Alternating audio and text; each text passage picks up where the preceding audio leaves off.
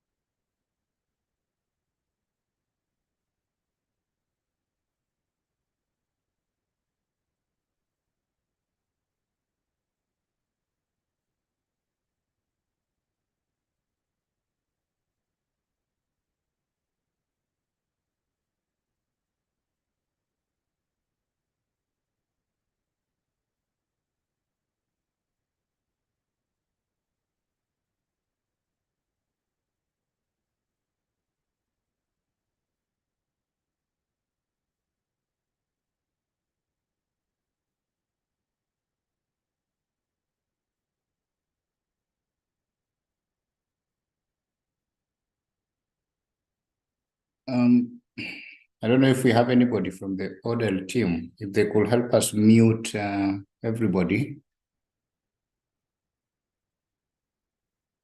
The ODEL team, please, if you could help us just mute all participants.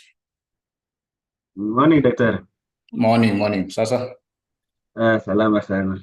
asante bwana. Unaweza tusaidia kumute hao majamaa ndio Actually, everyone is muted. Okay, sawa. So I Kwa think maana wacha huwezi sasa. sikia wakiongea, walianza na kelele sana. I muted them. And Thank then you. anyone who is misbehaving, sharing screen namtoa. Kuna mwenye Yeah. alishare screen nimemtoa, nimemtupa nje because we need to maintain discipline. Thank you so much.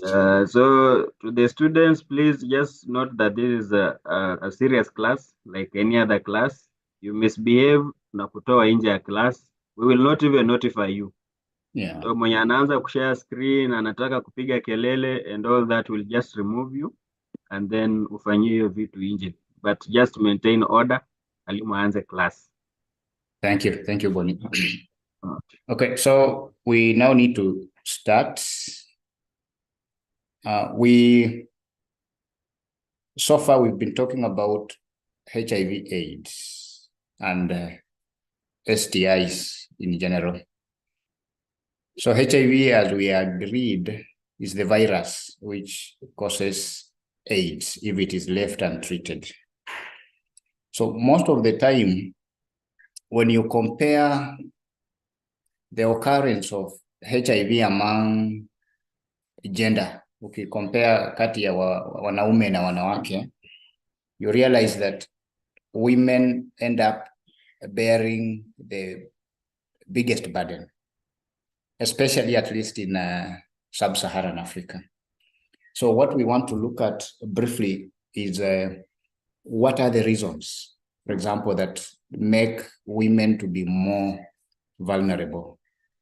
Mbona ni wanawake wanakuwa na hiyo changamoto sana kuliko wanaume? Okay. So the statistics from 2011 indicated that 92%, for example, of women who are pregnant and who are with HIV were actually living within sub-Saharan Africa.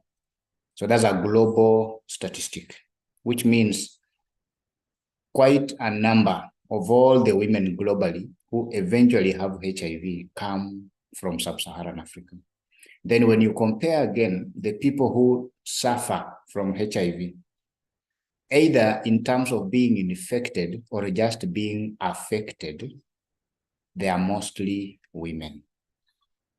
Okay, so infected is when you have the virus inside your body. But being affected just means someone else has the virus, then maybe you are taking care. So by that person having the HIV virus, you are affected by extension. So the disproportionate observation of the impact that HIV is largely found among women can be attributed to some factors. Okay, we can divide or we can summarize those factors into several subheadings. The first one is the biological risk factors. So you realize that anytime HIV is largely a sexually transmitted infection. So during intercourse, we say that sex happens inside a woman. Okay, so sex largely, if you are talking of sex between straight people, so a man and a woman, then sex will be happening inside a woman. When that happens, it means that even when there is secretion, the man ejaculates inside the woman again. You look at the surface, the mucosal surface area between the woman and the man during the intercourse, you realize that the woman will have a higher surface area that is exposed, because for the man is only his outside of the male organ, but for the woman is more. And then the woman is also a recipient of the deposits from the man. So you remember that greater surface area that the woman is being exposed, then two, being a recipient.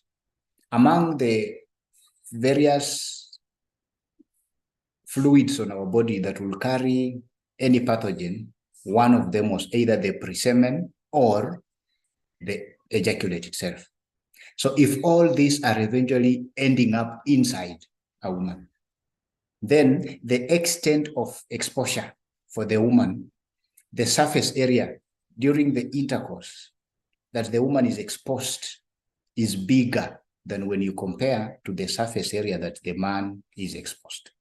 Because of the higher surface area exposure for the woman, she is subjected to higher chances of tissue injury. Okay, so when the tissues are injured, when the tissues are broken in the process of the intercourse, then those cuts, those breaks will increase a higher chance for the virus to pass. Because remember, whenever there is a cut, whenever there is a break on our lining, then the virus can now easily pass. Okay, so that is a biological component. Sex is happening inside a woman. Two, By virtue of that, the woman will receive most of the secretion from the man. So if the man is infected, then by being a recipient, chances are that the pathogen in the ejaculate will be deposited inside the woman, increasing a higher chance. Then the third component of the biological risk factor is during the intercourse, by virtue of a higher mucosal surface area that is exposed for the woman, it increases the likelihood that there will be tissue injury. Whenever there is tissue injury on the side of the lady again, then that will increase the risk of the STIs, in particular in this case, HIV, passing through those breaks that will have occurred. Okay, so that is largely from a biological perspective. In terms of context, we have there is a variation in the context.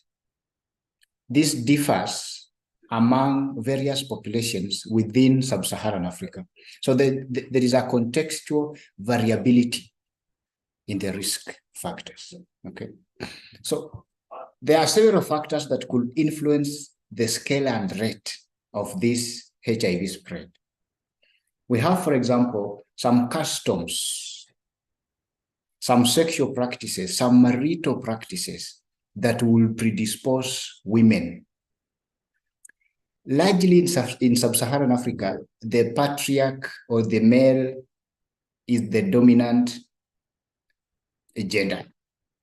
So a man being dominating makes the women to be sort of inferior.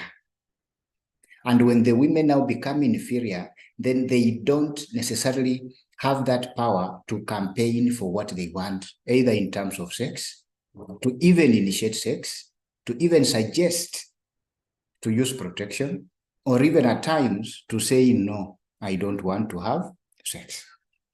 I'm sure even within your own relationships, you tend to, the men in the class or the ladies in the class, maybe your boyfriend takes you as you are the one who goes to give him sex. You're not going to have sex with him. You are going to give him. Okay. So it is your boyfriend who tells you, come, I want. So it is your boyfriend who wants. You don't have any time wewe kumwambia ati na kweli pia mimi nilikuwa nataka tukutane. Utaonekana ati wewe unakaa ni kama wewe ni mwanamke mgani mwenye unaitisha sex. Okay? So such things make women to have a lower bargaining power when it comes to issues to do with sexual health. So you cannot initiate it. You cannot say no. Ukienda kuona your boyfriend, for example, it is the responsibility maybe of your boyfriend to buy a condom. If he doesn't buy, then you will get intimate without protection. Because if you showed up as a lady, ukifungua kikapu hiyo bag unabeba, your boyfriend aone unatoa condom, unafikiria ati ataona wewe ni malaya. Okay? Ati mimi natembeanga na condom sasa. You know, so such thoughts, those are things, those are cultural. Wanawake wamekuzwa kwamba they don't necessarily take part in decision making in terms of sexual health. So then it means a man can decide when to have sex, how to have sex, and whether to use protection or not. So if that is the case, then if that man is in any way infected, then the woman has no control. Okay. And that does not happen necessarily in a marriage, but even in relationships. And I'm sure the ladies or the girls in the group and the men must be relating to that. Okay. So we currently now have begun to have a more empowered female generation. And now you see people beginning to think, huyo ni msichana gani mwenye anatembea na condom kwa mfano. Huyo ni msichana gani mwenye, because the way we were wired ni kwamba for a long time the condoms we had were just male condoms. The female condoms zimekuja juzi. Okay? So it was a man to buy the condom. It was not a woman to buy. It was a man to call the girlfriend, amwambie, please come on Friday or come on Thursday.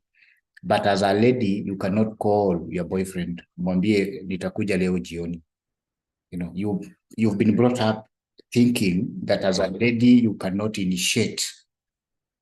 You don't have control. You don't have a say over some of the sexual decisions. Okay, so that's a contextual risk factor.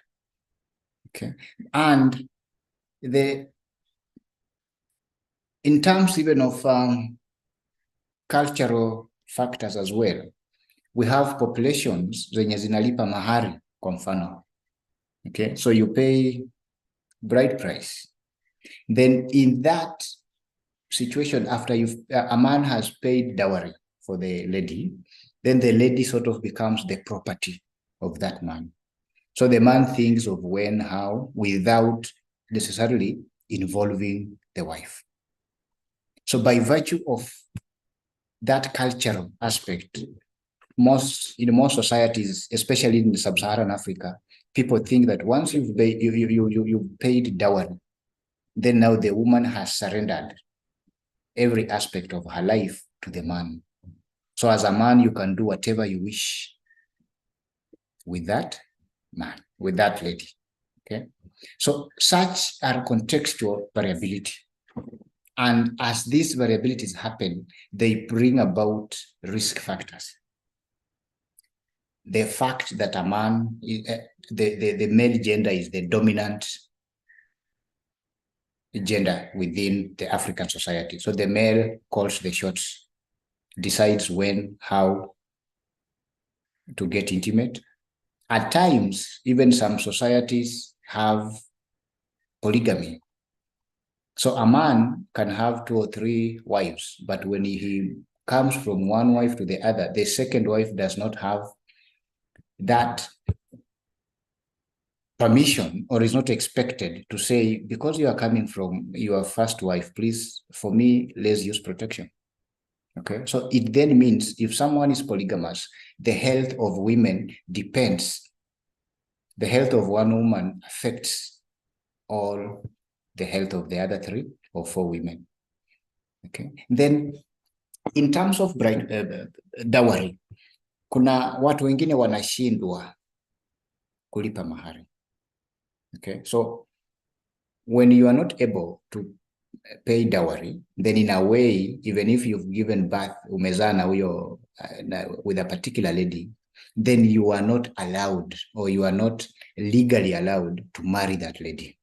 So which means now that lady will not have a man that she lives with. She begins to live as a single parent.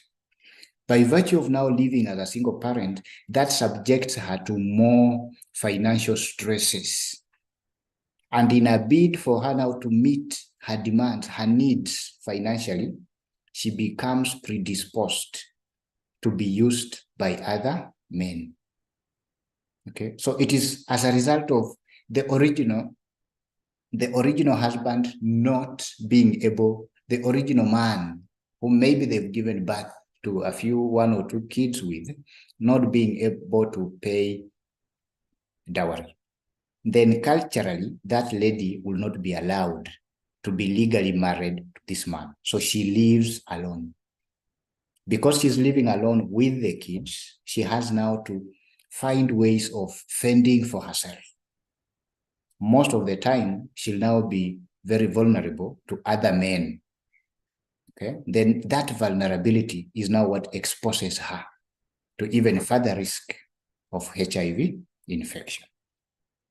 The socioeconomic vulnerabilities. In most African societies, it is patrilocal, meaning women move. Ni mwanamke anatoka kwao aende kuoleka kwa kina bwana.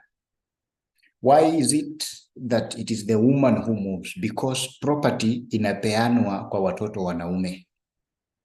Kwenyu, kama muko wavulana 4, 5, nyinyi ndio mtapewa shamba. Your sisters will not be given land or property. That is the traditional way. So when that happens, then the women begin to now rely on their husbands.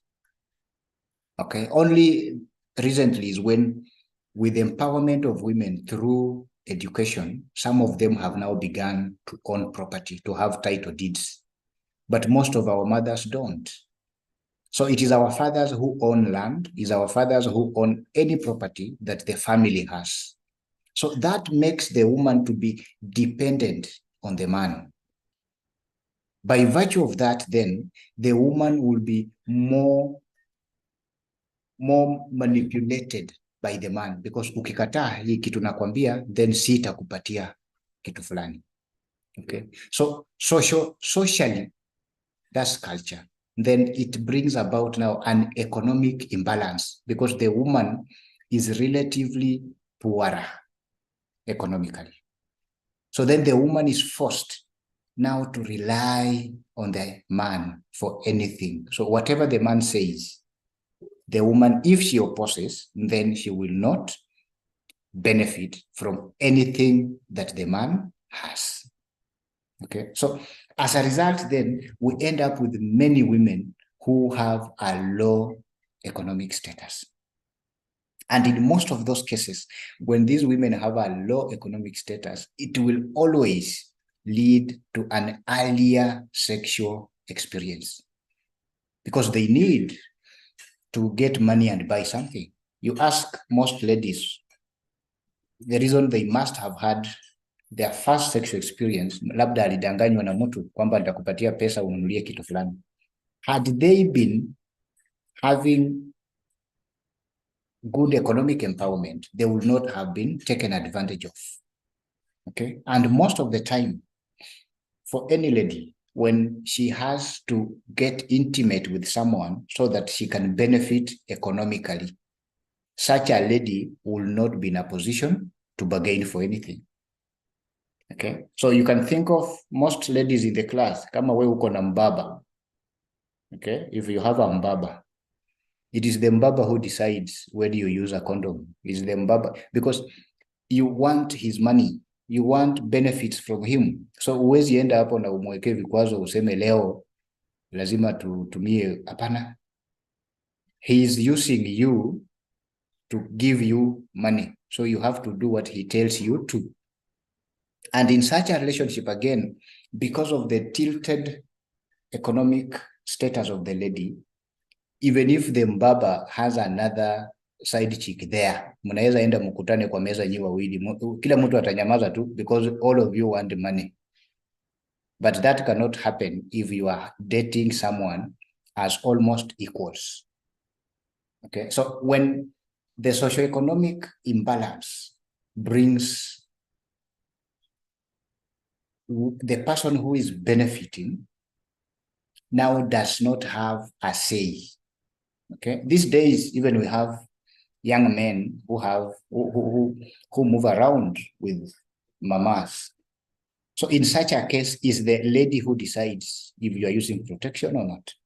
Because as a young man, wewe ukisema hapana atakunyang'anya gari kesho.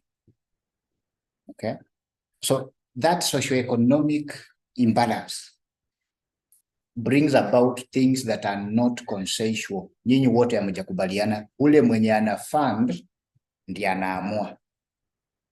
Okay, so it is mostly for affecting ladies, because property in most African societies comes down through men. Unaona mara mingi kama familia wako na watoto wawili watatu wanataka kufunza, na fisi inasumbua, wanaweza amua wafunze mvulana kwanza, msichana akigoje. Okay, it is an African thing. So it is such an imbalance in the socioeconomics that now makes the ladies to be more vulnerable. If you went to Kandui today, ujaribu kuona out of every 10 young kids wenye wanatembeza nyanya, vitunguu, or even around Kibabi here, you realize that out of every 10 young kids, around 7 or 6 ni wasichana. So by virtue of now sending these young girls out to go and begin looking for money, okay, it makes them vulnerable. It makes them vulnerable. Why can they send mbona wasitume wavulana, is a social thing. Ni msichana ndiye anatakana atumwe, mvulana akae nyumbani aenda achunge ng'ombe, you know. So such things are now what makes the young girls to be vulnerable. Wakiwa Kandui wapatane huko na some other men mwenye watawadanganya, or even in the hostels wakizunguka hapa around, some of these young men, our university students wanadanganya hawa watoto wadogo. Okay, so that is a way in which the socioeconomics now makes the women to be more vulnerable, because that young girl mwenye anazungusha nyanya ama vitunguu kwa hostel, wewe ukimbembeleza umwambie tulale na wenda kupatia shilingi, hata sema vaa condom kwanza. Okay, so she's not able to bargain because she's looking at the gain. Yeye anataka pesa. Okay. Okay, that will largely summarize the factors. The last one is the structural vulnerability. Okay, so in most cases, women have a higher risk, largely from what happens in our society. There is a lot of gender inequality. There is a lot of gender biased violence. So wale watu wanapigwa, wale watu wanafanyiwa nini. Okay, if there is something that is to be given out, men first. Kama ni kupigana, unaona ni wanaume ndio wanaumiza wanawake sana. So such imbalances will then mean if something is brought in, na ni kitu inasaidia kupunguza the spread of HIV, then mostly the men will benefit first, because there is a very huge gender imbalance in the society. In terms of gender-based violence, if you find a man who is extremely violent, akifika nyumbani anapiga bibi, that lady is always at a point of no ability to bargain. Because huyu jamaa akikuja is very violent, so the woman will not even say, mbona umekuja na hata uwezi ngoja hata tufai, you need to tumie protection. And it's been shown again that when there is an increased incidence of gender-based violence, such a man will equally be having many other relationships. So as a defense mechanism, he becomes violent. Bibi akijaribu kuuliza, the man anakuwa violent, anapiga bibi. So in such a case, or even girlfriends, I'm told here even in the university, hawa wasichana wameoleka, mabwana zao wenye ni wanafunzi pia wanawapiga. So mvulana ataenda atembee na wasichana wengine, akikuja ukimuuliza anakupiga. You know, so whenever there is a lot of violence, then the decision on when to use protection, or even when to get intimate, it is no longer in the hands of the lady, because the lady is already threatened. Anasema nikiuliza, nikikataa atanipiga. Sasa nifanye namna gani? Ilibidi tu nikubali ndio wasinipige. You know, so those bit of structural vulnerabilities. So the woman is always at a lower position of protecting herself. Okay, so there is coercion for sex, but using violence.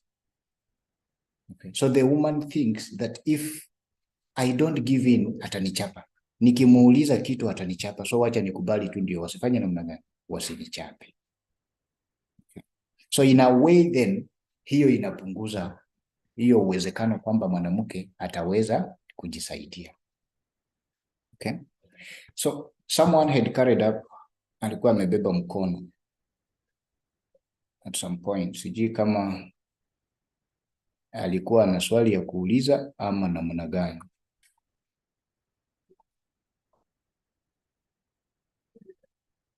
If there's someone who wants to ask a question, because the factors ni hizo, that's what now makes ladies to be more vulnerable to HIV. Okay. Someone says, hey, sir, no, this relationship is not basically for the provision of, I think ameweka pesa or something like that. What is the relationship for. If you are dating clearly a man, ile wale mnaita wa baba, what is the interest there? It might not be. Let's assume you are dating your lecturer. Okay, so it's not about the provision of money, it's about akusaidie upite mtihani, tuseme kitu kama hiyo. So ukienda kumuona, huwezi mwambia sasa leo tafadhali tutumie condom, because wewe unataka akusaidie upite mtihani.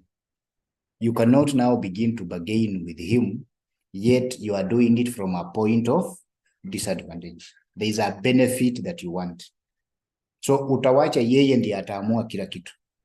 Okay, that's just basically what I'm saying.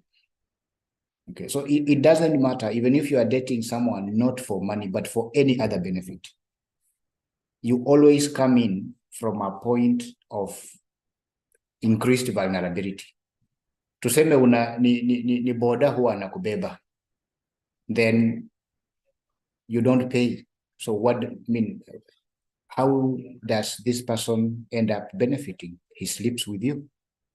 Ukiinsist useme tumia condom, atakwambia basi kuanzia kesho sitakubeba. Okay, so the benefit is not necessarily money, I agree, but the thing is, what are you benefiting on? So once there is something you are benefiting on, then it makes you to come to the relationship from a point of disadvantage. From a point of disadvantage. Then you are not unequal in that relationship. So you cannot bargain.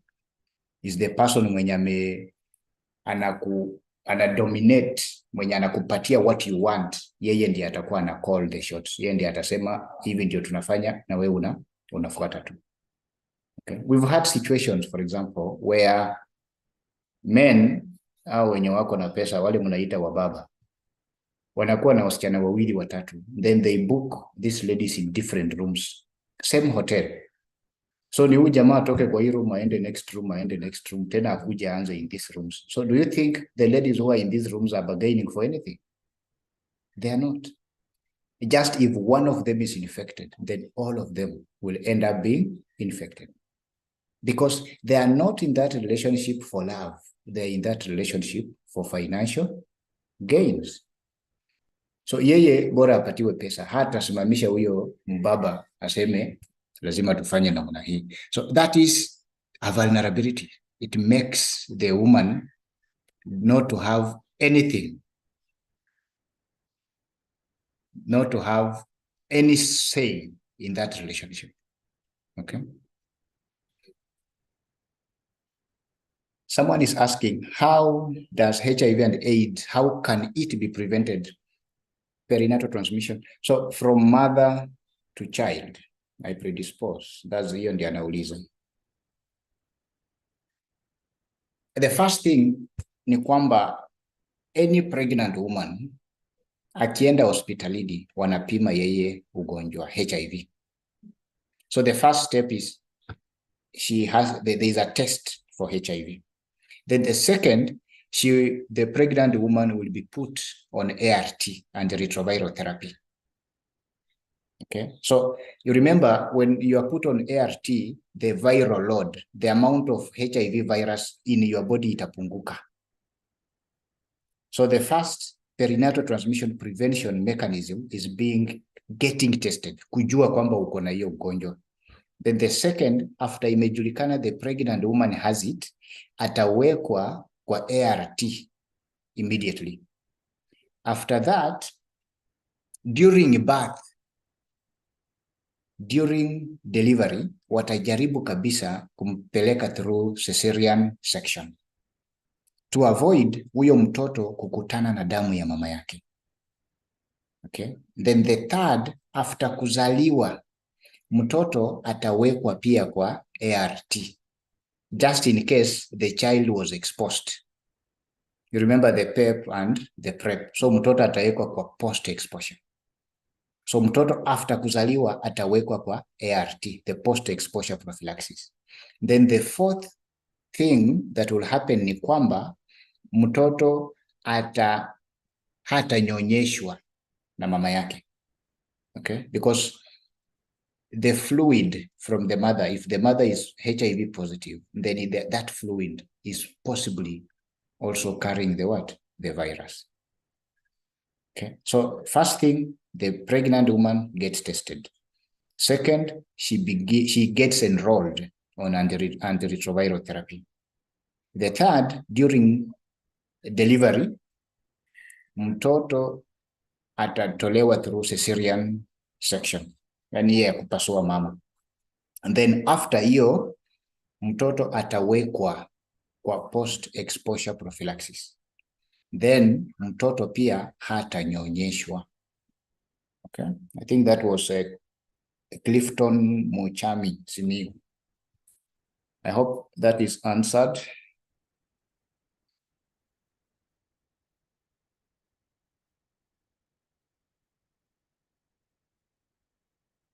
So I overheard people saying that condoms have effects on men. Is the truth that when you use them while you have no kid, you can? No, they don't have effects. Okay, there are people who are, for example, that is well, I'll not mention a name. Maybe hataki ku. The guy who was asked if the condoms have an effect that when you use them na hauna mtoto unaweza kosa kuwa na mtoto forever. That is not true. Okay, that is not true, because condoms kuna tu watu, if it is made of a particular material like latex, if someone is allergic to latex, akitumia hiyo condom labda itamuasha, but there is no way that the condom will go and affect the sperm production. Okay, so the condoms don't have an effect. The condoms are just protecting you. Condom ni kama tu umevaa jacket wakati ya mvua ama baridi. Okay, so when you are getting intimate, unataka kuvaa kitu yenye ina kuprotect from the environment. So ukivaa jacket itafanya namna gani tena iumize mwili yako ndani? So condoms are meant to protect you. Just like a jacket, kuna watu wenye wako allergic to a particular material. So just avoid the material that you are allergic to. Okay, just avoid the material that you are allergic to. But there is no way that a condom can affect you to the extent that you ukose kuzaa watoto. Hapana. Someone is asking, mwanamke asiponyonyesha mtoto huwa ni mgonjwa? It's not necessarily true. Kuna wanawake wenye hawatanyonyeshwa for any other reason. Okay, so there are those wenye watakuwa advised kwamba usinyonyeshe because this is your health status, you are infected, so ukinyonyesha you are increasing chances kwamba mtoto wako atapata. But it is not true that every mother who doesn't breastfeed akona ukimwi. There could be other infections that the mother is avoiding kupatia mtoto. Na pia kuna watoto wengine wanakuwa tu na allergy ya maziwa naturally. We call it lactose intolerance. So kuna watoto wengine akikunywa maziwa inamuumiza. So then the mother will be advised usinyonyeshe, usipe mtoto wako maziwa. Okay, so it's not that anytime a mother is not breastfeeding, then that mother is sick. No. Hey, there are some girls who think that condoms affect them. Can you tell them something? The thing I can tell them is that the condoms will protect them. The condoms will affect them positively. Okay, so the issue is, because for most of you, the ideal situation will have been, don't engage in sex until you are married. But the truth is, some of you even did it last night. So all we are trying to do is help you do what you think you have to do, but do it safely. Okay, but you do it safely. So if you think, for example, that condoms are affecting you, then they will affect you wrongly. But if you use it the right way, then the condom will affect you positively. Itasaidia usipate mimba wakati wenye utaki. Itakusaidia usipate ugonjwa. Okay? So it means, just like I said, there are condoms which will be, the lady will be allergic to. She will be allergic to the material that condom was made from. So it is only that she needs to determine now which material is she allergic to. Then she doesn't use that condom. Okay, so they don't affect ladies unless they are allergic. Okay.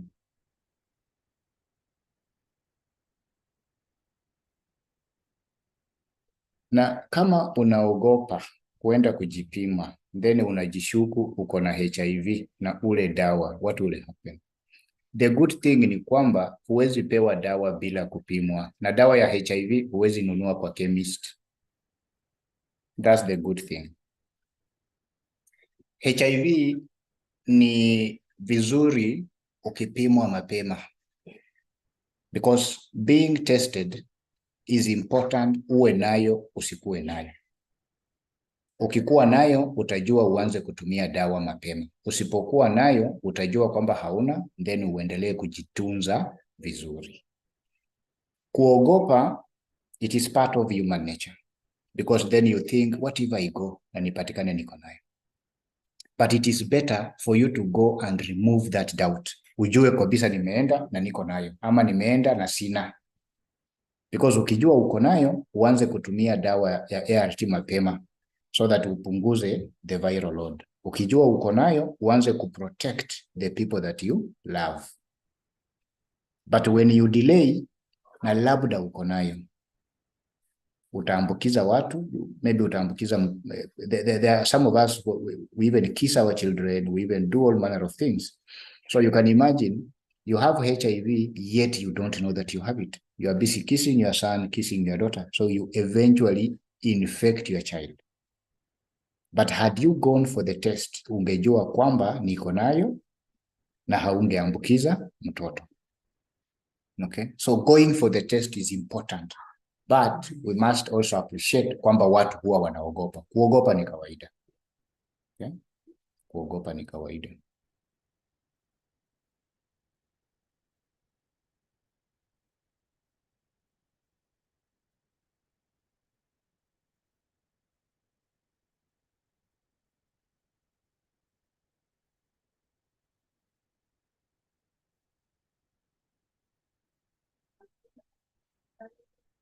Is a question here yenye mtu anauliza, is it true that girls feel pain when boys use condoms during sex? I'm not a girl, so I cannot answer that one. Maybe the girls in the class can help us. Okay. Is it true if you live with HIV without knowing, you will live longer? It is not true, because when you have HIV na haujui, ita transition haraka, igrow ikue AIDS. And when it becomes AIDS, venye mnajua kwamba itakuwa imepunguza the ability of your body to fight, the immunity of your body. Okay, so ukikaa na HIV virus in your body without knowing, itaharibu the defense mechanism of your body. So then you cannot live long when you have the virus and you don't know that you have it. Because when you know that you have the virus, you will go uwekwe kwa hiyo ART. ART itasaidia kupunguza makali ya the virus in your body. So you'll end up living a normal life, even when you have the virus. I think what my brother was might be thinking is hiyo stress yenye huwa inapatikana mtu akijua kwamba ako na ugonjwa. That one can be dealt with through counseling. You'll be talked to, usaidiwe mpaka ufike mahali penye utakubali, uone kwamba niko na ugonjwa, lakini haimaanishi kwamba this is the end of my life. I can still live even with my current status. Okay, so it is always important for you to know that you have or you don't have. That will help you make a very important decision in your life, which is being enrolled on antiretroviral therapy if you have the virus. And if you don't have, then you can now continue to live negatively. Okay, so to reduce the risk factors through which you can now get HIV. Can one get HIV positive when engaged in sex if he is circumcised and uses condoms? Circumcision and HIV. At some point, ilisemekana kwamba when you are circumcised, you reduce uwezekano kwamba utapata ugonjwa. It's true. And hiyo drive, hiyo campaign ilifanyika sana among our brothers who don't culturally undergo circumcision. Okay, the Luos, the Turkanas, the Tesos. There was a lot of that campaign. So what happens is this. The foreskin, kama hujatayarishwa, that foreskin makes the inside inakuwa always very humid. Okay, inakuwa humid. So that increased humidity gives a conducive environment for any microorganism to live. So it means under the foreskin, sababu iko humid, ukipata ugonjwa ama ukikuwa exposed to a pathogen, that environment under the foreskin will increase the chances that that pathogen will survive longer. But when the foreskin is removed, then the humidity around the male organ is reduced. So when that humidity is reduced, then the probability that a microorganism can survive in such a dry environment is lowered. So that was the whole concept of circumcision. It's just reducing the humidity around your male organ. So when you've undergone circumcision, it does not make you immune to HIV. Utapata tu ugonjwa. That's why some of our Bokusu brothers have HIV. Yet we've been doing circumcision, practicing circumcision ever since. Okay. The use of condoms, it is not just the use of condoms, but the proper and consistent use of condoms. So how do you use a condom? Ulivaa namna gani? Okay. So for you not to get HIV or to reduce your chances of getting HIV, it is not just about using a condom, but it is using a condom properly and consistently. Okay, properly and consistently. Yes, I like how my sister Faith is trying to help me answer people. Please, tulia, itakuja. Okay. Hassan Ali is asking, is it mandatory that the mother should go through cesarean section when the mother is infected with HIV and now she's pregnant? There are two things. Kitambo, they will wash the birth canal with iodine before mtoto akuja apite. Okay, they will wash the mother's birth canal with iodine. The whole thing ni kwamba iodine ilikuwa inaua. Iodine inaua anything that is found, it comes in contact with. So the expectation is that iodine will have cleaned any virus or any other pathogen in the birth canal. But now the problem is you clean it from the birth canal, but during the birth process, you cannot stop completely the child from coming into contact with the mother's blood. So the only way, if you want to be 100% sure kwamba mtoto hakukutana na damu ya mama yake, ni kupitia kwa cesarean section. So it is not mandatory, but it is advisory kwamba mama azalishwe kwa njia ya upasuaji. Kama haiwezekani, then wanaweza jaribu kuendelea kuosha the birth canal of the mother using iodine. The only problem na hiyo ni kwamba you cannot be sure kwamba venye mtoto alitoka huko mpaka venye anatoka nje hajakutana na damu ya mama. Okay? Can someone take those ARVs even if they are not affected? No. Okay? No. Because the ARVs are meant to reduce the virus in your body. Okay? Not unless you are talking of the PrEP, the pre-exposure. You are anticipating exposure. Then you can take it before. But if you are talking of the antiretrovirals, then lazima ukue uko na hiyo virus ndani yako. Ndio uende sasa upatiwe hiyo dawa ikusaidie kupunguza makali ya the virus that is inside your body. Okay. And you also cannot access the ARVs unless you've been tested. So ano tusijui kama sasa labda utaiba za mtu tu, because huwezi pata hiyo ARV. Okay? Huwezi pata ARVs. What is the difference between PEPs and PrEPs? PEP is post-exposure prophylaxis. Post inamaanisha after the exposure. So maybe you think you've been exposed to a virus. Ile dawa unameza, it is the PEP. Ulienda ukaenda party, ukajipata umelewa. You wake up in the morning and you realize your pants are not on. So you think maybe someone took advantage of you when you were drunk. So you will want to go get some drugs and use after is post exposure. So ile unameza ukifikiria kwamba mtu labda alilala na mimi, ama ule mtu nilala na yeye simuelewi vizuri, that is the post exposure. But when you are thinking before ukutane na mtu, before ukutane na the virus, ile dawa unameza in anticipation, that is the pre-exposure. Okay, that is the pre-exposure.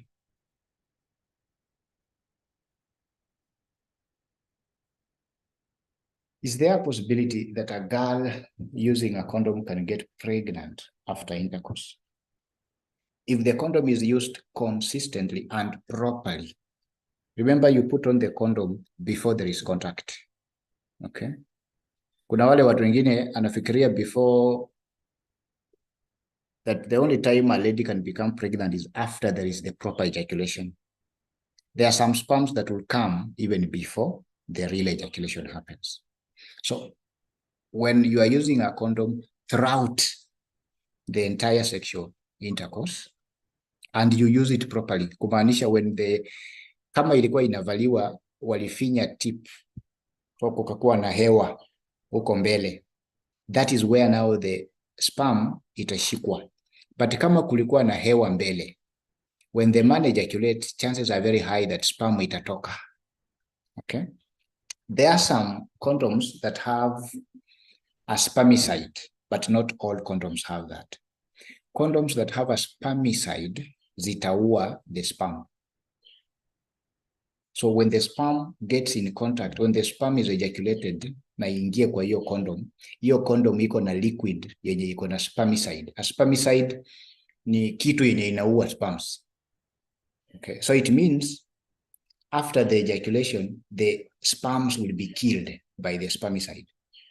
So then, even after that ejaculation, even if the sperm found its way out into the female reproductive organ, chances are very low that the sperms are still viable.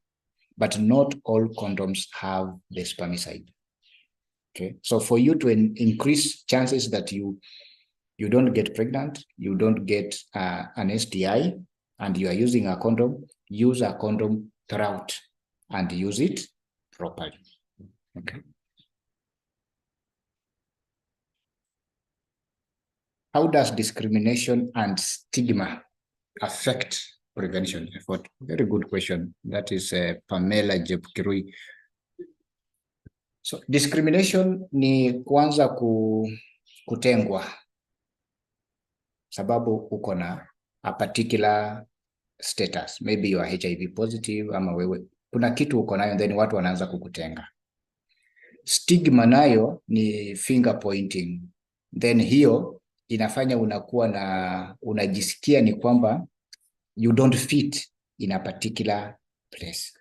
So when you are discriminating someone, it means when someone has a particular status, maybe ako HIV positive, by discriminating this person, you are not allowing this person to access certain services. If, for example, you are not allowing that person even to go to hospital, ama hata kumbeba tu kwa pikipiki, akifika stage anataka kwenda hospitali, boda wote wanakataa kumbeba. Okay. So then it will mean that at the end of it, by virtue of having the HIV infection, this person cannot access some of the services. Okay. So why? Because she or he is being discriminated. Hawezi bebwa, akifika hospitali, hata akitoa pesa kupeana watu wanasema pesa ya mtu mwenye akona ukimwi ukishika utapata ukimwi. At some point it was like that. We had a lot of discrimination, a lot of stigma. Mtu wa ukimwi akifika mahali, everybody will run away. Because even people thought kwamba ukipumua tu the same air na huyo mtu unaweza pata hiyo ugonjwa. So discrimination itafanya mtu mwenye ako na ukimwi asikuwe na access to some services. When that person does not get access, then prevention, hataweza kupata ARTs kwa mfano, hataweza kupata condoms kwa mfano. Okay? Hataweza kuenda hospitalini kama ako positive, hata akuwe admitted afanyiwe proper delivery. So in a way, by being discriminated against, the lack of access to the services that come will mean kwamba huyu mtu atazidi sasa kukua even highly infectious. So what we usually try to encourage people, Pamela, is people should not be discriminated against. Because if you discriminate against these people, they become a danger to the community. Wataanza kuinfect watu around. But when you embrace them, they'll come out na waseme, mimi niko na hii ugonjwa, mimi niko na hii shida. Then now you find ways as a society. You remember with public health, how you can now come together as a community and support these people. When you support someone who is HIV infected, without kumutenga na kumunyima any service, huyo mtu atakuwa more comfortable in the society na hataambukiza watu wengine, because he or she feels more accommodated, more part of the society, more accepted, na atasaidia sana even to educate people about it, okay, than when watu wanamutenga.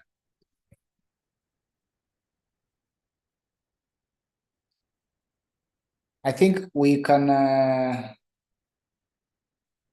not unless, does HIV have an effect on one's complexion? For instance, mtu alikuwa brown and turn black as time goes by. Okay. One of the things that happens when you are taking the drugs we use, ikuwe Panadol, ikuwe mara moja, zote ni chemicals. And when you look at the packaging ya hiyo, kuna side effects. Kwamba ukimeza hii dawa kuna hii side effect. So most of the ARTs, because all of them are just chemicals, they come with side effects. Kuna zile zinabadilisha something on your body. Kuna wale wakianza kutumia hiyo dawa wananona. Kuna wale wakianza kutumia hiyo dawa, they change in a way. Okay, so there are some who might turn slightly in their skin complexion, but it is not the virus.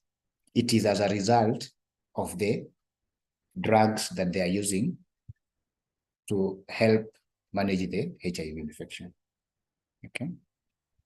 Kama uko mgonjwa wa HIV, unakaa how long ndo ujue uko mgonjwa? Go and be tested. Okay, that's just the bottom line. It's not how long you take, but go and be tested. The results for the test will vary. Kuna zile utapata, ukipata ugonjwa leo asubuhi, you come to be tested now, utapata. If you are using, you will have the results testing positive. If you are using the nucleic acid test. But if you are using the antigen or antibody-based kits, then it will take time. There is a window period. Because for the antibody, you are testing for the presence of that antibody in your body.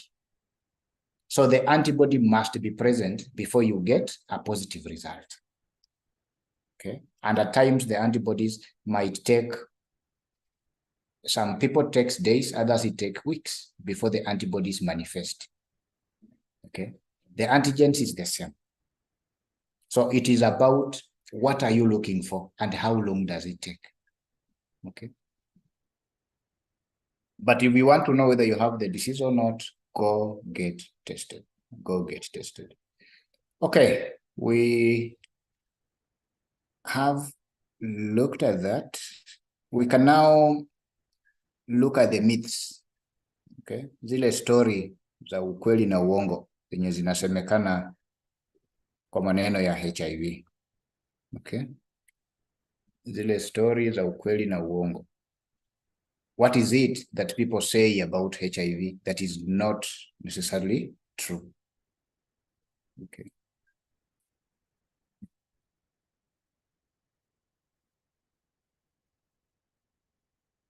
Mwalimu alikuwa anatuambia eti ukipata HIV after 6 months without treatment utaanza kuonyesha signs and symptoms. It's not necessarily after 6 months. Okay? The mwili zetu ziko tofauti. Kuna mwenye asipokuwa enrolled on the ART, hiyo dawa itampeleka, hiyo ugonjwa itampeleka haraka sana. But kuna mwingine mwenye hata asipokuwa enrolled, it can take even longer than 6 months. Okay. So the best thing is get tested. If you turn out positive, be enrolled on the ART. Then that will help you to live long before you are just increasing the period between HIV and AIDS. When the symptoms begin to show, hapo sasa uko na HIV, uko na AIDS. But when you have the virus in your body and there are no symptoms, you still are just at the HIV infection stage. Okay, so it's not usema tumepata leo ukimwi uanze kungojea 6 months. No, our bodies differ. Mili zetu ziko tofauti. Kuna wale itakuwa haraka, kuna wale itachukua muda. Okay. Any other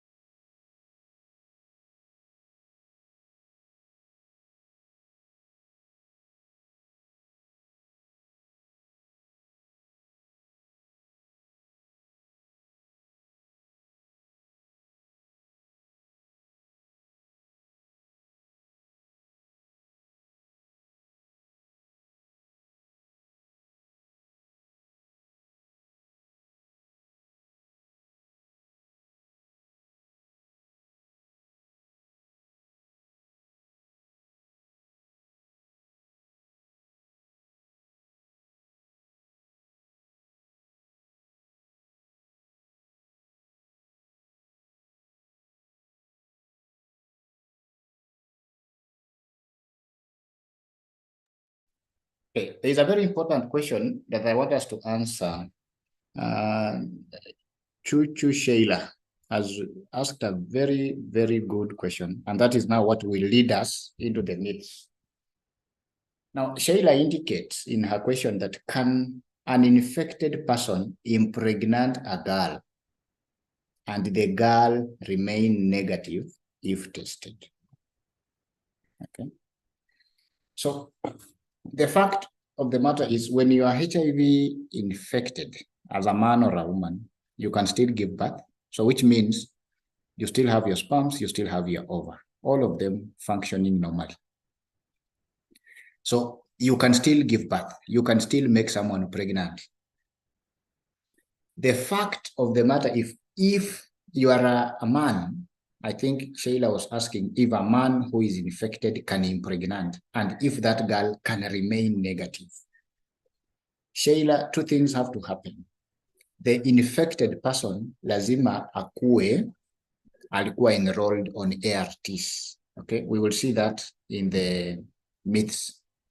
When someone is enrolled on ART, the viral load inafika mahali inapunguka. Paka wakifanya a viral count, it will return undetectable. Haitaonekana, that person will not be having a virus count. So huyo mtu, when the virus is undetectable in your blood, then you are not infectious. You cannot infect someone at that point. So at that time, if you are enrolled on antiretroviral therapy, yet you indicate to your healthcare provider kwamba bado ningependa kuzaa, so they will put you on ART, alafu wataendelea kumonitor your virus count.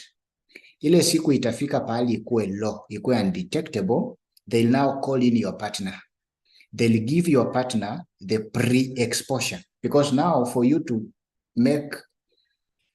get pregnant or for you to impregnate, both of you must get intimate without protection.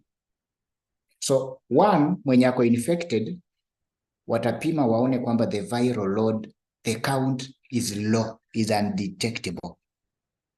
Then two, now the other person, the spouse, the partner to the person who is infected, atapatiwa now the pre-exposure prophylaxis. So that if it happens that by the time they are getting intimate, there will be a viral count yenye imeongezeka, the partner akuwa ameshapewa the drug that is meant to protect that person. So what has happened? Two things, Sheila. The infected person lazima alikuwa amewekwa kwa ART. Akiweka kwa ART, the viral count will drop. Ikidrop inafika mahali penye it cannot be detectable. It is undetectable. Then at that particular point, that person is not infectious. Hawezi akaambukiza mwingine. Now the spouse, the partner, atapatiwa pre-exposure prophylaxis. Why is it pre-exposure? Because she has not been exposed yet. So anapatiwa hiyo pre-exposure. Then now they can go ahead and do what? And get intimate. In that case, the lady will eventually become pregnant and possibly will remain negative. Why? Because the person who was infected alipatiwa ART consistently, akatumia, viral count ikapunguka. The girl, before the intimacy, alipatiwa pre-exposure prophylaxis. Ikasaidia to ensure that in case there is a virus, a viral count, a viral particle that will be present in the sperm, because remember, the girl wants to be a mother, so she will get intimate with the guy who is infected without protection. Okay, so Sheila, that is what happens. Okay, so let's look at now the myths. Let's look at the myths. Okay, let's look at the myths.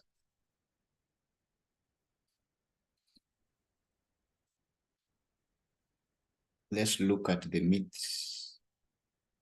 So myths are just beliefs that have no scientific basis. These are just beliefs that have no scientific basis. At some point, people thought that once you have HIV, then you are a candidate of death. So the first myth is that HIV is a death sentence. That is not true, because with the proper treatment, remember, HIV has no cure, but HIV has treatment. That if you have proper treatment, and when that proper treatment comes, when you've been tested early enough, ukajua kwamba uko na hiyo HIV infection mapema.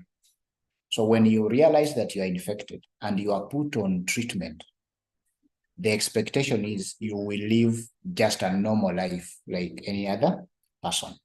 Okay, so you don't need to think of HIV being a death sentence, that ukipimwa leo uko na ugonjwa unaenda kujinyonga. Okay, it is currently not a death sentence. You can even live a longer life than people who are negative. The second myth is that you can tell if someone has HIV just by looking at them. Hawa ni wale watu wanapima na macho. Okay, especially for the men. Sema ai bwana, hiyo kiuno, hiyo kiuno kweli, huyu hawezi kuwa na ugonjwa bwana. Msichana mwenye ako na ugonjwa hawezi kuwa mnono hivyo bwana. No. So you cannot tell, because remember, when someone is enrolled on the ARTs affect different people differently. Kuna wale wenye akikuwa tu enrolled kwa hizo ART ananona. Okay? Kuna wengine akipata hiyo ART kama alikuwa mweusi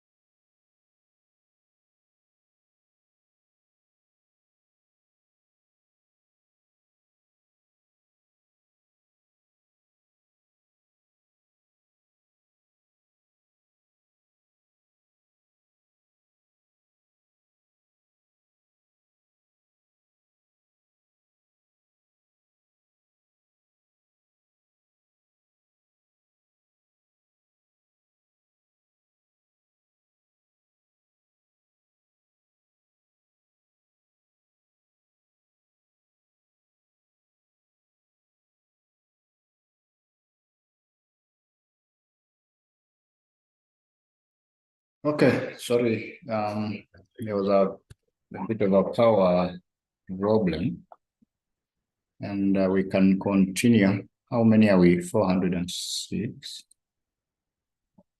Okay, so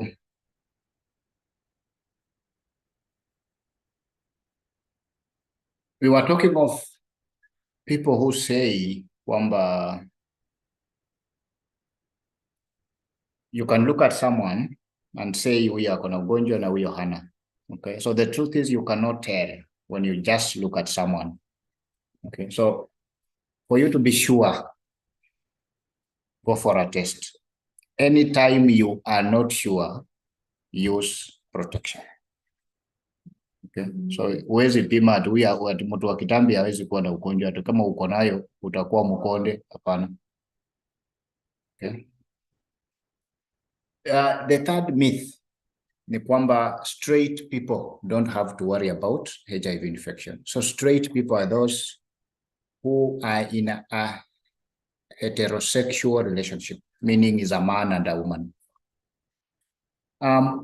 When HIV was discovered, ilionekana kwamba it was higher among homosexuals. At that time, homosexual was largely between men and men. The lady ilikuwa ija. At least at that time, it was not there before. It wasn't there. When you look at why we had a higher HIV occurrence among gays at that time, for there to be sex among gays, then one of the men has to be the wife or the woman in that relationship. Then largely, such a relationship will occur, will be anal sex. The anal lining is very thin because biologically, what happens at that point is water is reabsorbed from the waste. As the waste gets out as feces, maji inakuwa absorbed haraka from the fecal material. So which makes that lining to be very thin to increase the absorption.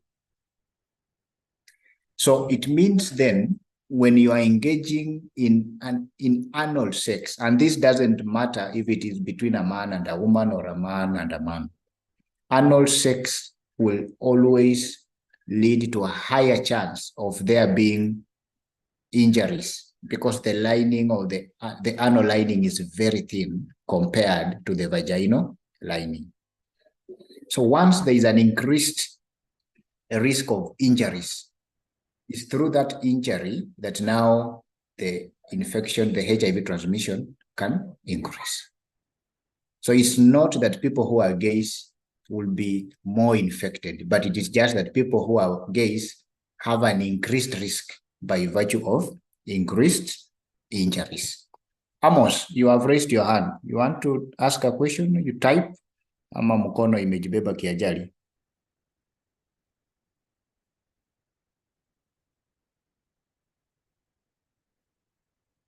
Okay, I think it was by mistake that he raised his hand. The fourth myth is that once you are HIV positive, then you cannot safely have children. That's a myth that I explained when my sister asked about you are HIV infected, you impregnate someone, or you get a child with someone, how can that person and the child remain negative? Okay, so you be enrolled on ART. The time that you want to get intimate, your partner will be given a PrEP. During childbirth, most likely the child will be removed through cesarean section. Then after that, the child will be put on some ARV, the PEP. Then the child will not be breastfed. So you can be HIV positive, you can safely have children.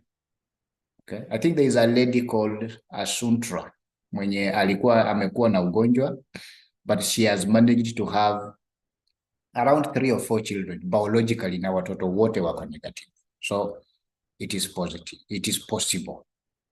The fifth myth is that HIV will always lead to AIDS. Okay, we know that that is not true. HIV is the infection that, if it's not treated, will lead to AIDS. But it doesn't mean that once you have that infection, you will always end up having AIDS. AIDS is just an advanced form of the HIV infection. So ukipata infection na uanze kutibiwa mapema, uwezekano kwamba utapata ugonjwa, now the AIDS, which is a disease, it can be prevented totally. Okay. So it is not true that once you are HIV infected, you will eventually get AIDS. It is not true. So with all, another myth is that with all the modern treatments, HIV is no big deal. It is still a big deal. Okay, it is still a big deal. So we have very good technological improvements. You can be put on ARTs. You have all those mechanisms through which the transmission of the virus can be stopped, so that you can be infected, but still get children who are not infected. But one thing is, a lot of money has been put in that prevention strategy. So going forward, it is better that when we reduce the number of people who are infected, then we reduce the amount of money that will be needed to prevent infections in the future or other transmissions. So it is still a big deal. Economically, it's still a big deal. Socially. So what we need to do as people is that we just need to try and reduce the transmission. Don't get it, don't pass it. Okay? If you don't have it, please don't try as much as you can not to get the virus. In case you have the virus, let it be that God will indulge, so that you don't have that revengeful heart of wanting to pass it on. Because if we don't pass it on, then many people will not get it. Then we reduce the number of people that are supposed to be taken care of. The other myth is that if I take a preventive drug before, then I don't need to use a condom. Kwamba nikifikiria kwamba naenda kulala na mtu na nimeze dawa ya ukimwi hiyo ya kuprevent the pre-exposure prophylaxis, then because I've used it, I don't need to use a condom. That's not true. When you combine PrEP and a condom, you increase chances that you can be prevented against it. Okay?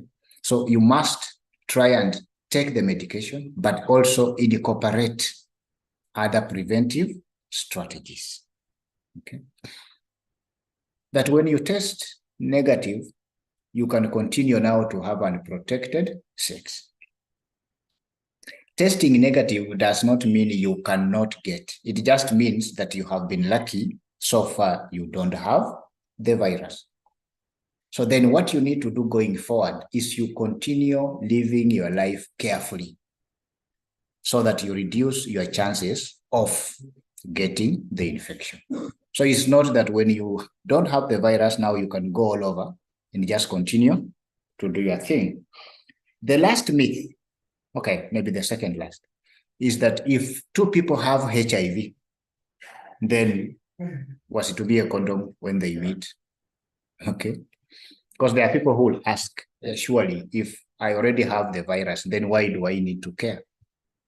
Okay. The truth is, you can have HIV, but of a different strain. So we're gonna strain fulani ya HIV. So it is easier to control that strain kama uko na strain moja ndani yako. But ukikuwa na HIV na uendelee kulala ovyo upate many strains inside you. There are some strains that which are considered super infectious because they're even resistant to the current ARTs. So when you have HIV, is not that now you should not care. You now need even to care more. Because if you have a particular strain, it is easier to treat that particular strain. But when you have 2 or 3, then it becomes very complicated to find a proper combination of antiretrovirals that will help treat the various strains that you have. Equally, there are some strains that are resistant to the current ARTs that we have. So you could be having a particular HIV strain, but it's not the resistant one. So ukikuwa na ukimwi na uende tu uko nje carelessly, upate a different strain. Upate a strain that is now resistant to the current ARTs, then you become more it becomes more problematic for you as an individual. So it doesn't mean that when both of you partners have HIV, now there is no point of caring. Please, there is a point, because you don't want to get any other strain. You just want to keep that single strain. Okay, so those are some of the misconceptions, some of the myths that people can talk about. Someone is saying, mimi ni pastor, nitapata wapi HIV? You can be a pastor. Someone can come to your church bleeding. Then in the process of praying, if you touch these people, if they are HIV positive, then you'll be infected with the virus. So it doesn't mean that when you are a pastor, you don't sleep around with people. You can still be careless. When you are praying for the sick, ukiwashika, you'll be infected with the virus. Okay. I will not wish to go into discussing pastors when people begin to mention Pastor Ezekiel and others. I will not wish to go to that.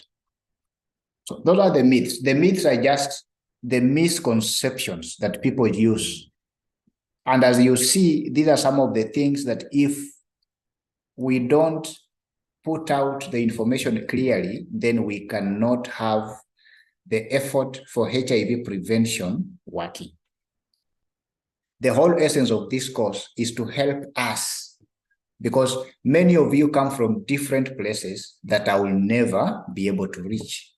But now when we are done with this first year of study, most of us will go back home for a holiday of a week or 2 or 3.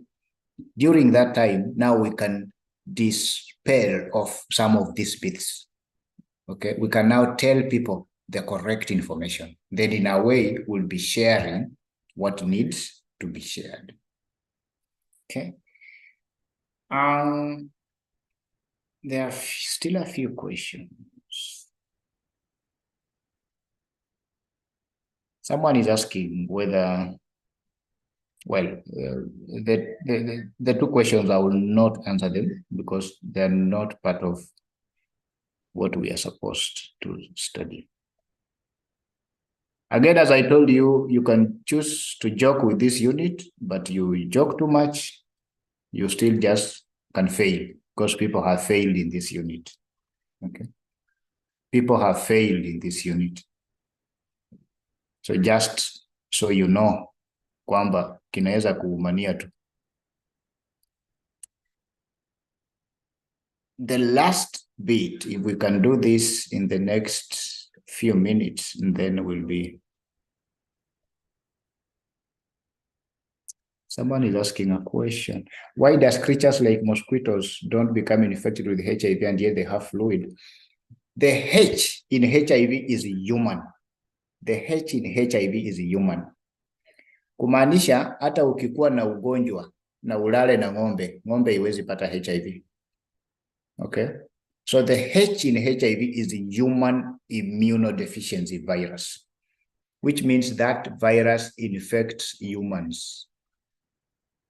So ulale na ng'ombe, if you do bestiality, ukiwa na ukimwi, usivae condom, ng'ombe iwezi pata ukimwi. Okay? The H is human.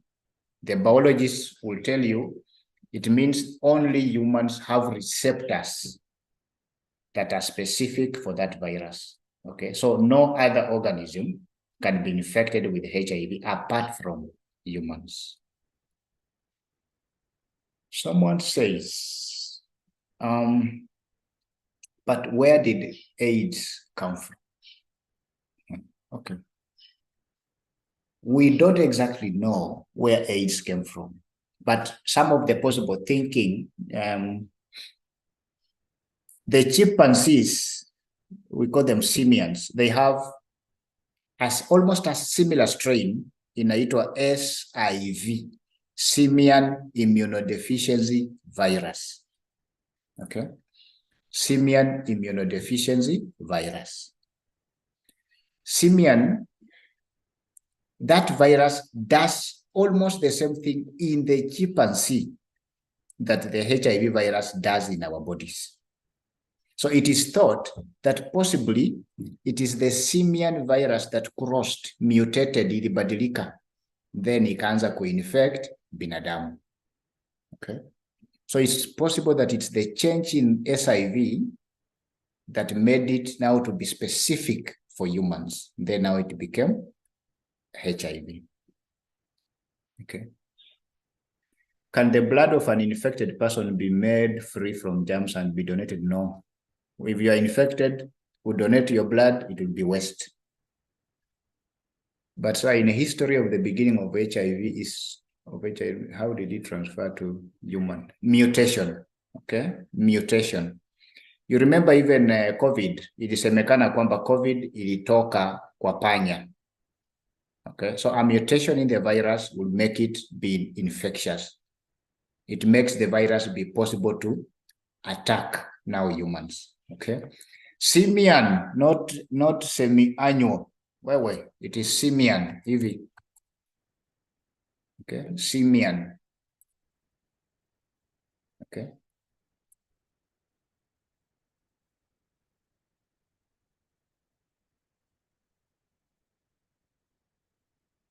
It is simian. Like that, simian immunodeficiency virus. Also, so there are mutations, there are things that will change in the virus, and then that virus will be possible that it can now infect any other organism. Okay. I don't know. We have 20 minutes. It might not be possible that we do what I wanted us to do in the 20 minutes. So we can end the class there, but we will, we are doing well. We are very close to finishing the unit. Whatever is remaining is just looking at a few things, then we'll be done. So what I just want to announce is if you've not registered for the unit, please do sign up, do everything, because we might do a cut next week. I'll be sharing the remaining notes today. We might do a cut. So register, itafika mahali, itakuwa stopped. I shared an enrollment key with the class reps, so you can ask your class rep. Register, I'll be sharing the notes in the course of the day. I shared the first batch. Zenye tumesoma the myths, the factors, I'll share them today. That should be enough for you to do the cut. The cut is online. So please register. Kama hujapata notes, ask your class rep. They will be in a position to share. By the end of the week, I think the ODEL team will be closing enrollments. And then we can think of now scheduling a cut. Most likely, next week, tunaweza soma, and then the other week. So you have 2 weeks to ensure that you have registered. Please, please, please, please. Ensure that you sign up, you register for the unit. My sister Mildred asks,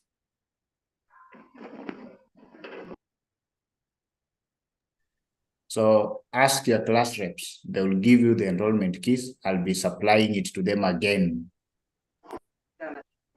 Then please register by the end of next week so we can have a cut on the other Monday, your Monday ya chini.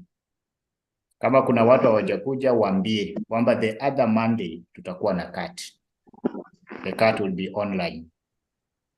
Check kama hujaona registration. Jessica is sharing the registration key. Okay. Jessica is sharing the registration key. Check, and then use it, everybody. So you can. I can also copy it from Jessica and share. So let's register. By the end of next week, let everybody be registered. Don't worry how out of which marks the CAT will be. You'll have all your notes by the end of the week. Then by the end of next week, let everyone, ule anakuja class, mwenye hajakuja class, tafadhali yakuwa ameregister. The other Monday after next week, we will have a CAT. Okay. So thank you very much. I think. Hello, Doc. Yes.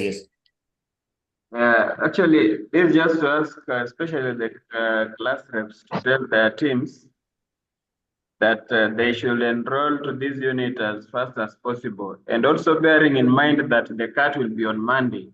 Yes. Anyone who has a challenge with the system and all that should do that within this week, because we will have gone out for the weekend and no one should have any excuse. And also just remind them that you will only give one CAT and there will not be any makeup. So those who have any other things to handle and all that, they should just postpone till when they have finished the CAT. And that is when they can. Yeah. Thank you, Odell team, for that clarification. Tafadhali tujaribu kadri ya uwezo wetu, enroll for the unit. If you have a challenge, go through your class reps. They will let us know. Go to the Odell office, they will help you. Because if you don't do the CAT, missed mark. If you don't do the CAT, incomplete. Hakuna makeup, hakuna nini. Sawa. So jaribu in the course of the week, please. Kama uko na challenge, go to the Odell office. I hope all of us know where the Odell office is. They will help you. Sawa. So thank you very much.